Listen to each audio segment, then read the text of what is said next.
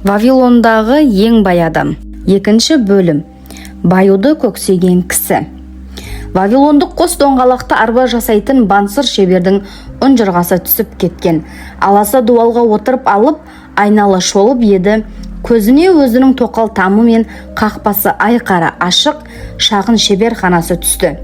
Одан әлі бітпеген арба көрінеді. Есік саңылауынан күйбеңдеген әйел де көрініп қояды. Оның анда-санда күйеуіне ұрлана қарап қоюынан ет салынған қаптың да босағанын байқауға болады. Демек, бансырға балға мен балтаны алып, арбаның жақтауына былғарысын керіп, арбаның бұдырын тегістеп, көркемдей бояп ауқатты біреуге сату керек деген сөз. Бірақ оның шымыр денесі орнынан қозғалар емес. Басты тұмшалаған ойлар алуан мәселені қопсытып, оның бірде біреуіне жауап табатын түрі жоқ. Оның үстіне Ефрат ойпатына тән ыстық күнде аяйтын емес, әр сәулесі жебедей қадалады. Шебер мойнынан сорғалаған тердің жүн басқан төсіне барып қойылып жатқанын да сезер емес. Оның үйінің арт жағында патша сарайын қоршаған сатылы дуал көкке ұмтыла түсетіндей көрінеді.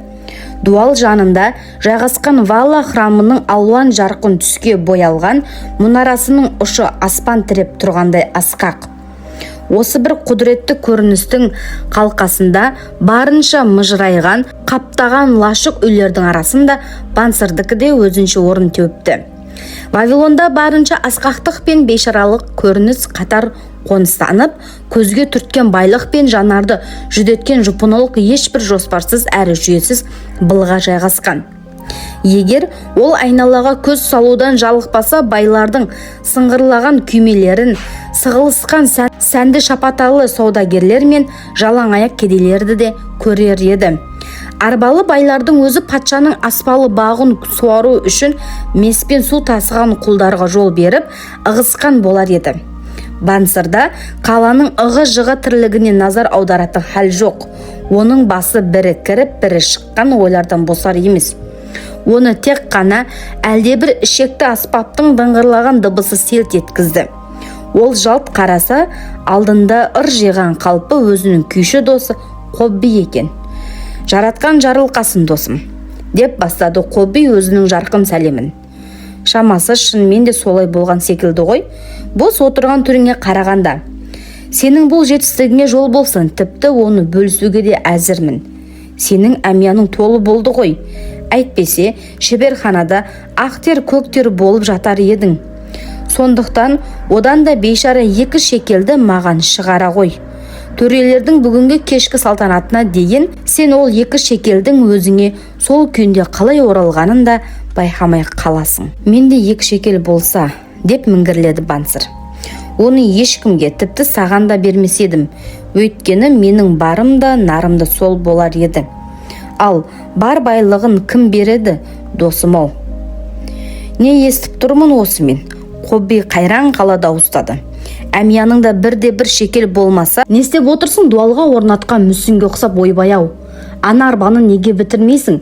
Сен қалайша менің тәп-тәуір тәбетімді қанағаттандырмақсың, а? Мына тұрсын саған ұқсамайды досым. Сенің арындаған қуатың қайда? Сені қай албасты басты екен? Бұл мен үшін жаратқанның сынағы болар деп келсе кетті бансыр. Бәрі де менің бір түс көргенімнен басталды. Қайдағы бір оңбаған түс кірді, түсімде мен шылқыған бай болып кетіппін. Белдігімде ақша толы әдемі шилан. Ондағы ақшаның көптігі сондай, кедейлерге тегін шашсам да бітпеді.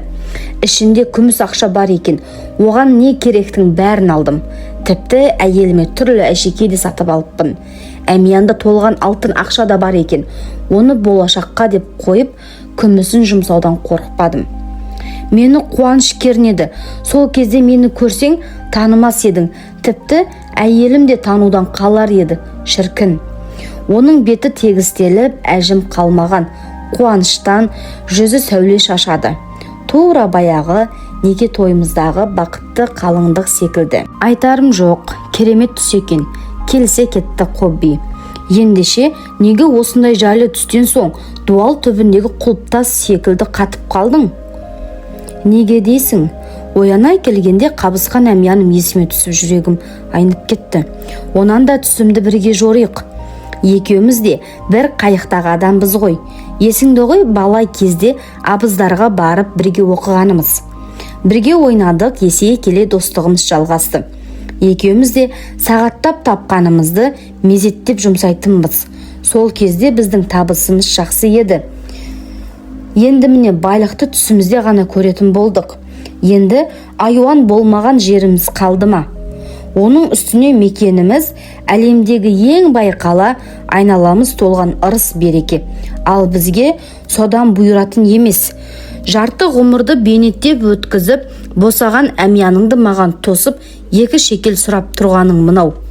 Бұған қандай жауап болуы мүмкін енді? Мен саған, мә ала ғой әмиянды, сенімен қашанда бөлісуге даярмын, дедім бе? Жоқ досым, менің әмияным да сеніңкідей қабысып жатыр. Екеумізге не болды? Бізде неге күміс те алтын да жоқ? Неге ішерге ас, киерге киім жоқ? Оның үстіне ұлдарымызды ойласақ тіпті бас қатады. Жалғастыра түсті Бансыр. Олар бізді өкшеліп өсіп келеді ғой. Олар да жанұялар да, олардың түп тұқияндар да осылайша жұпыны ғұмыр кешпек пе? Айналаны алтын басып жатқанда.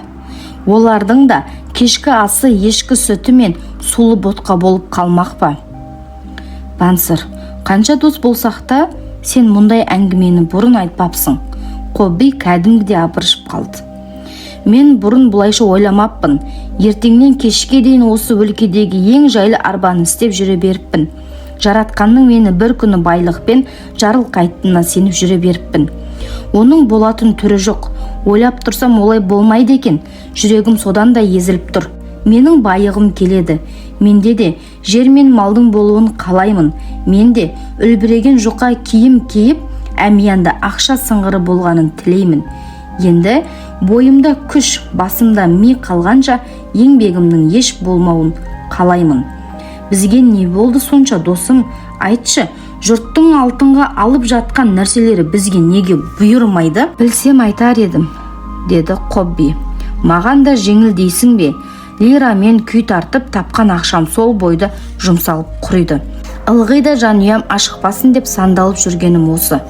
Мен де өзімше аңсаған күйлерімнің бәрін тартатындай үлкен лира аспап болғанын ойлаймын да жүремін. Ондай аспапты тартқанымда патша да күйімді елітіп тыңдар еді. Иә, жақсы болар еді. Вавилонда бірде-бір кісі сен секілді күй тарта алмайды ғой. Сен күйді күмбірлеткенде патша түгіл аспандағы періштелер де елтиді емес пе? Бірақ оған жетер күн қайда? Екеуміз де патша құлдарына пара-пар тақыр кедейміз. Қоңырауды естідің бе? Әне аналар да келеді. Ол қаз қатар тізіліп өзеннен сүрлеуді бойлап келе жатқан жартылай жалаңаш бойларын тер жуған су тасушы құлдарды нұсқады. Олар 5 қатарға тізіліп су толы ауыр месті көтеріп бүкшейген күйі тар көшеде қаптап келеді. Аналарды айдап келе жатқан кісіге қарашы. Қобби қолдар легін бастаған қоңыраулы кісіге қолын нұсқады.